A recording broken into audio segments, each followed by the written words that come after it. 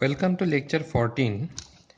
In this lecture, we will continue our discussion on armature reaction that we have discussed in lecture 11. Let's quickly see what we have discussed in lecture 11. In lecture 11, we said that we have drawn the phasor diagram for a synchronous machine. Then we said that this is our flux produced by the field, which is the rotor here. This is the flux produced by the armature, which is the stator here.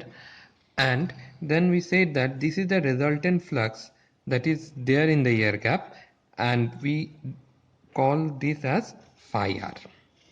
Now in this class we will continue our discussion in this regard, but with a little modification, that in this we have considered the armature resistance in the circuit, and in this case we will assume that Ra is negligible.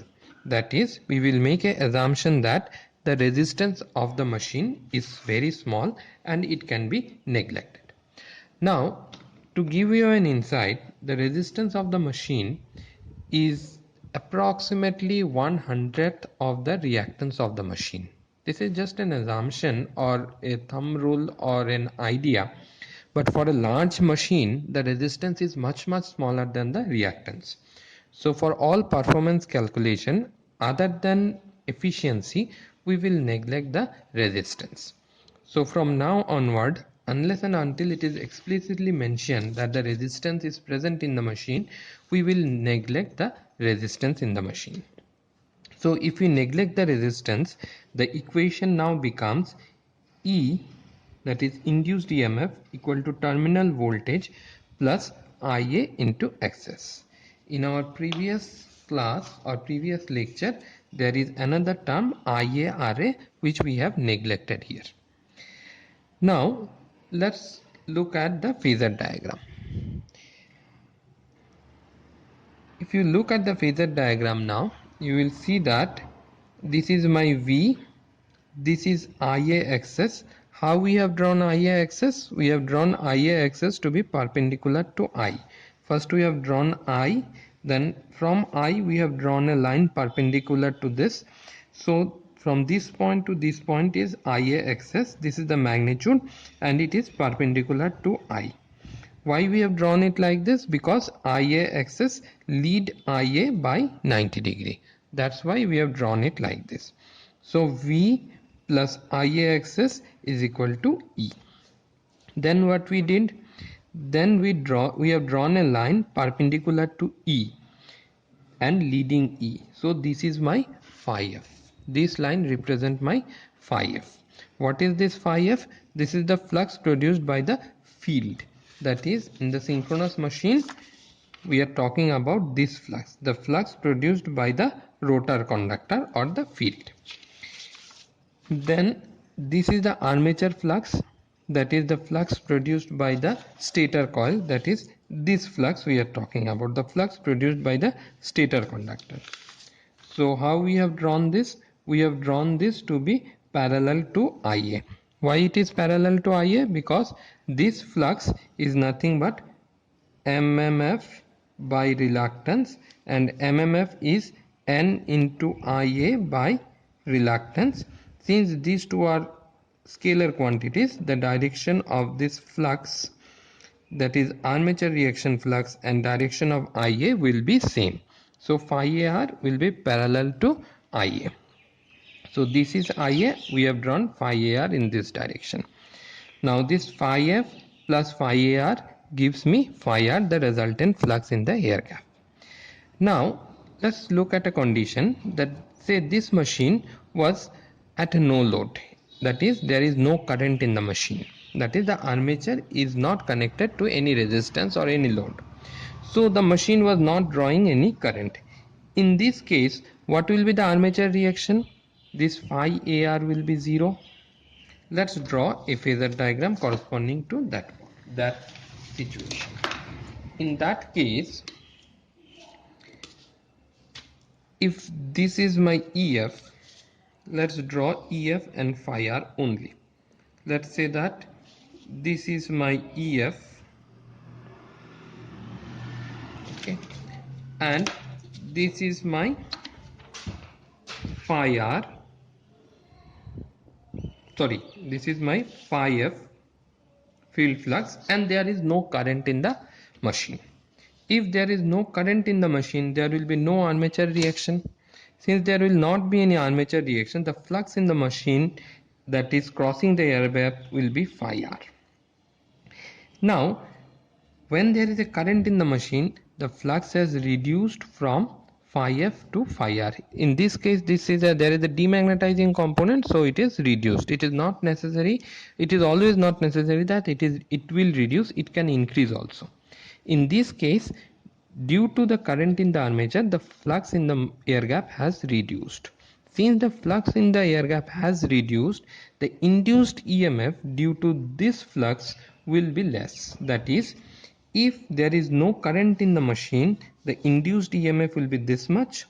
That is, this is the flux in the machine that is crossing the air gap. For this flux, this much will be the induced EMF. Now, some current is flowing in the armature. The flux that is crossing the air gap has reduced from this point to this point. So the EMF that is induced due to this flux will be less as compared to this.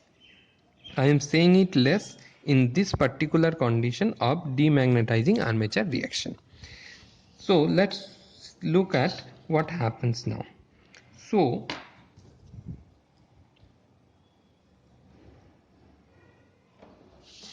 there will be another parameter, we will write it here.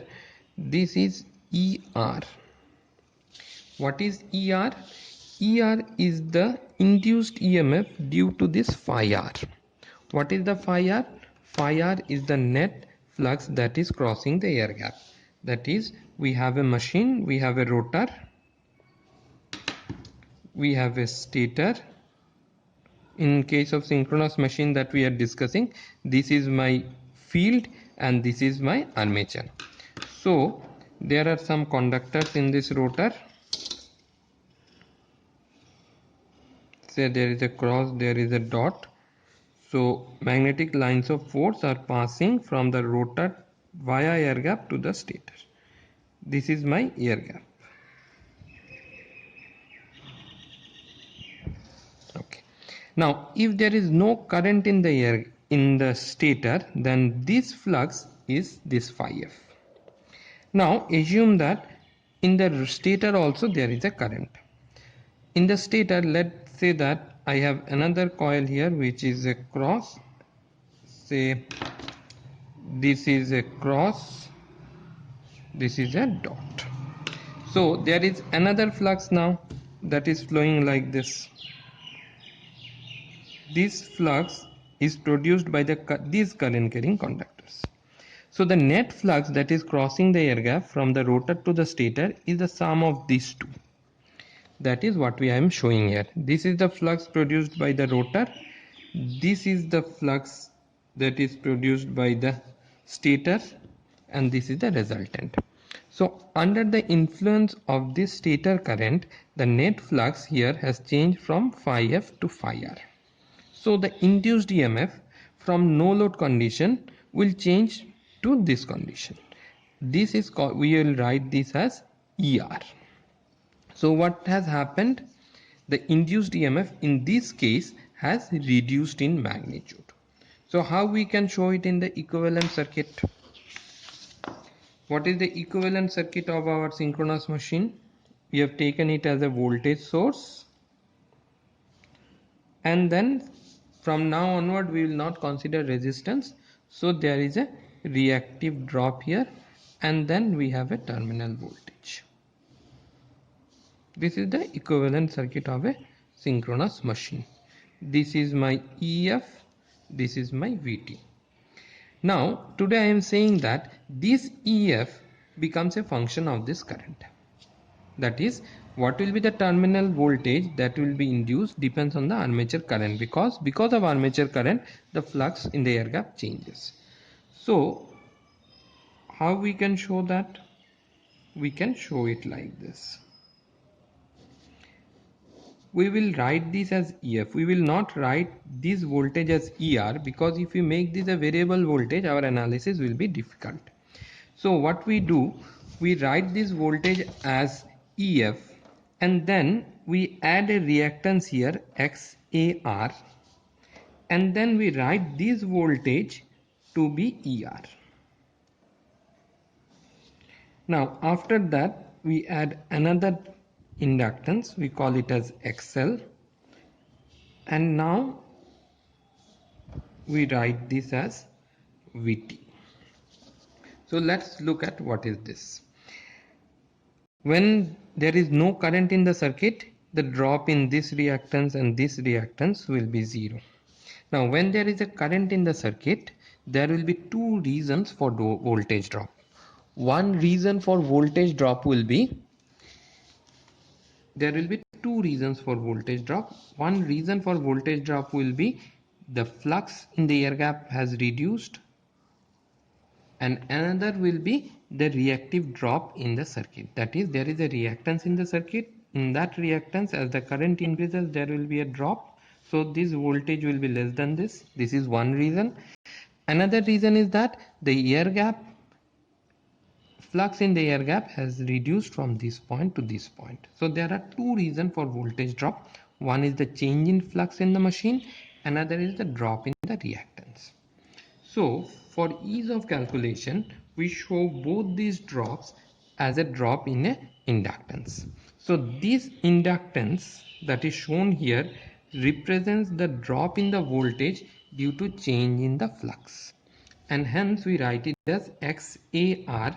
This AR means armature reaction. This reactance is known as the armature reaction reactance, and this XL is the leakage reactance, that is the drop due to the inductance of the machine.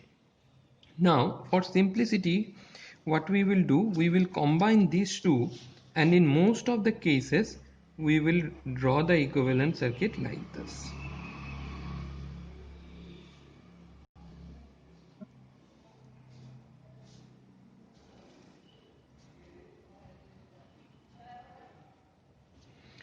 This we write it as XL. What is this XL? XL is XS is nothing but XAR plus XL. This is the leakage reactance, this is the armature reaction reactance. The sum of these two is XS. XS is known as the synchronous reactance. XAR is known as the armature reaction reactance. XL is the leakage reactance. Now we need to understand one thing very clearly, that XAR is a fictitious thing. What is the word fictitious means? It means something which don't exist. Fiction, the word fictitious come from the word fiction, that is something what we can imagine. So this XR is not a reactance that is present in the machine, but we assume, we take help of this reactance to explain or to take care of the effect of the change in flux of the machine. So this XAR is not present in the machine. If you open a machine and measure the reactance of the machine with any available meter for measuring inductance, you will not get this XAR. What you will get is XL. So XAR do not exist. It is a fictitious resistance that we use to represent this effect, that is change in the flux of the machine. So XAR do not exist, but we will explicitly, or we will continue to use XAR to represent this condition of armature reaction. So the effect of armature reaction is taken care of by this fictitious reactance. So in our next class, we will see some more detail about this armature reaction.